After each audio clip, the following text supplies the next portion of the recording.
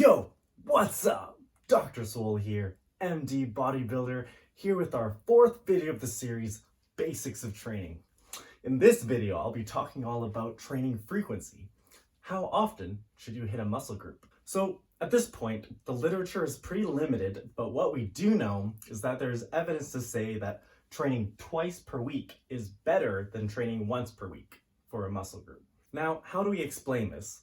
In my interpretation, I think one reason to explain this phenomenon is that when you split up training over multiple sessions, it reduces the amount of volume per workout and increases the likelihood that you'll be productive during that workout. In my last video on volume, I mentioned that we should shoot for about 10 to 20 sets per muscle group per week.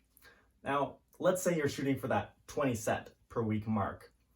If you were to do that all in one workout, say a bro style all-out workout, 20 sets. 20 sets is a lot to do in one day.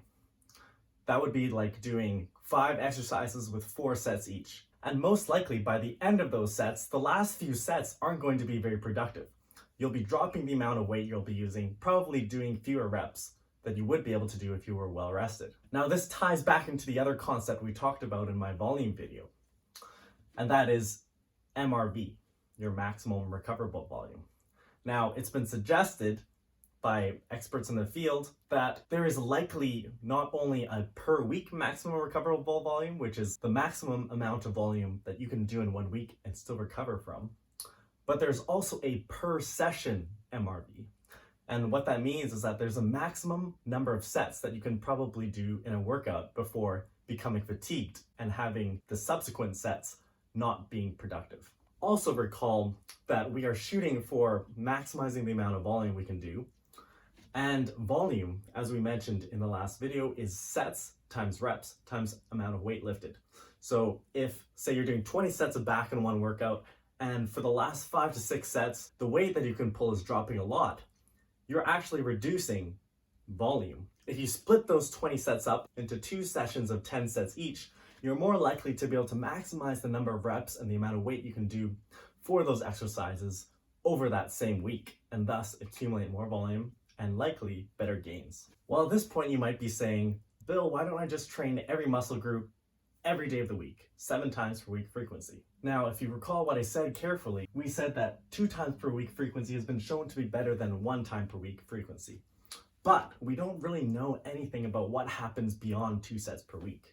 In terms of practicality, I would make the recommendation that for larger muscle groups, you usually would want to shoot for about 2 to 3 times per week frequency, since training these movements generate a lot of systemic fatigue. That's tires out your whole body. And it's difficult to recover from those taxing workouts, such as workouts including squats, deadlifts, bench press. It is generally recommended at this point that smaller muscle groups can likely tolerate higher frequencies per week. That means biceps, triceps, delts, and calves may benefit from training at higher frequencies, such as 3 to 4 times per week. I'll mention that once you go beyond 2 times per week, since we're not really sure based on the evidence we have so far, I think you need to try out higher frequencies to see if they work better for you. Looking back at our staircase of training priorities, recall that progressive overload and volume both rank higher in importance than training frequency. What that means is you should be manipulating your training frequency to optimize your ability to progressively overload over your multi-set 6 to 12 rep max, and in order to allow you to maximize the amount of training volume that you can accumulate. So now that we're talking about frequency, it also makes sense to delve a little bit into splits. A training split is the way you split up your muscle groups and slot them into workouts throughout the week. I'll say up front that our science-based recommendation of twice per week frequency at the minimum has a pretty significant implication in that it immediately is a strike against the classic bro split. The bro split is the traditional method of bodybuilding training where athletes would train one major muscle group per day: chest day, back day, arms day. Note that in the bro split, you're only training each muscle once per week, which we now think is likely not optimal. What that means is when you hear people talk about doing their bro split in the gym, yo, it's arms day today, in your mind, you'll be like, that's cute, but you're probably not science-based. Now, if we're going to adhere to this twice per week training frequency, that puts a few constraints on the types of splits that we're able to implement. First of all, going into a twice per week training regimen, I would immediately suggest that you should be doing full body.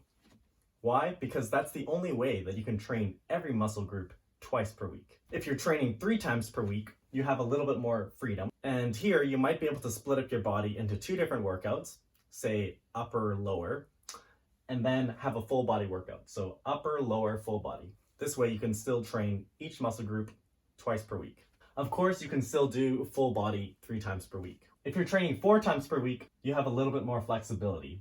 So one way to do it would be to go upper, lower, which is actually my favorite training split and the one I'm currently running. Or you can do some sort of custom split. What I mean by that is you might have some sort of unique way of splitting up your muscle groups depending on your own personal needs. One example of this might be to do chest, back, quads, and calves in one day and the rest of your muscle groups the other day. Still works, still is twice per week training frequency. And then of course, full body. If you're training 5 times per week, you have lots of flexibility, so most likely be going for some sort of custom split. Usually a custom split will be implemented to allow you to accommodate for certain injuries. And of course, full body. You may also use a custom split to add volume for a specific lagging muscle group. For example, having an extra day for chest if you have a weak chest. If you're training 6 times a week, you have the option of doing a classic push-pull leg split, which I think works really well. And you'll still be training everything twice per week. Of course, again, you can do custom, choose your own adventure. And then lastly, full body again. Just to make it clear, when we say that we're increasing our frequency of training, note that we are not necessarily increasing the amount of volume. When a lot of people hear, oh, you can go from 1 time per week to 3 times per week training and likely improve your gains, they might say, oh, I'll take my 10 sets per week training program and do that 3 times per week. The problem is now you're suddenly tripling your volume and going to 30 sets per week, which for most people will be above their maximum recoverable volume, and thus they will not be able to recover.